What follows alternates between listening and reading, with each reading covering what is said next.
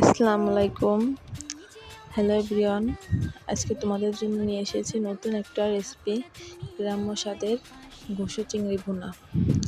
মানে এটা যে খেতে এত সুস্বাদু, আমি না দেখলে তোমরা বুঝবে না। রেসিপিটা আমি বলে যাব, দেখুন।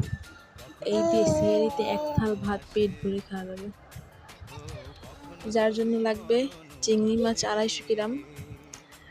আমি ভালো করে ধুয়ে কড়াইতে দিয়ে দিয়েছি।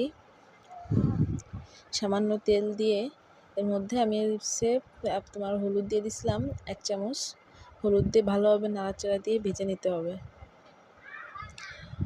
পানিটা শুকিয়ে যখন আসবে তখন ভেজে হালকা করে ভাজতে হবে, বেশি লাল লাল করা যাবে না। হালকা পানিটা শুকনো পর্যন্ত ভাজা হয়ে যাবে, এরপরে নামাই ফেলাইতে হবে। আমি নামাই রেখে দেবো। এই কড়াইতেই আবার রান্না করব। নামানো হয়ে গেছে, দেখো, বেশি ভাজা যাবে না, হালকা।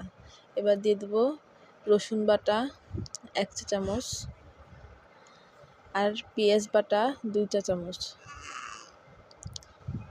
আর আমি রসুনের সাথে আদাটাও বেটে নিয়েছিলাম একসাথেই, এজন্য আমি আলাদা করে বলি নাই। 1 টুকরো আদা বেটে নিয়েছিলাম, তাতেই হবে, বেশি লাগবে না। এবার দেবো 1 চামচ হলুদ গুঁড়া, 1 চামচ জিরার গুঁড়া, 1/2 চামচ ঝালের গুঁড়া আর সামান্য পানি দিয়ে ভালো করে দিতে হবে। ভালো করে নাড়তে হবে যাতে তোমার তেলটা যতক্ষণ না বেরোয়। যত কষানো ভালো হবে রান্নাটা তত ভালো হবে। দেখো, আমি ভালো করে কষিয়ে নিচ্ছি। কষানো হয়ে যাবে, সুন্দর হবে। পুরো দেখো তেল বেরোয় গেছে। এখন আমি টমেটো দিয়ে দিচ্ছি।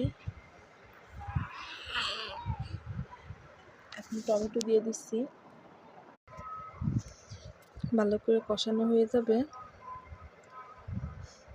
আবার একটু পানি দিয়ে আর একটু ভালো করে কষায় নিয়ে একটু মশলা যখন মাখা মাখা হয়ে আসবে, এখন তোমার সেই উঠিয়ে রাখা ঘুষো চিংড়ি ভাজা ওটা দিয়ে দিতে হবে।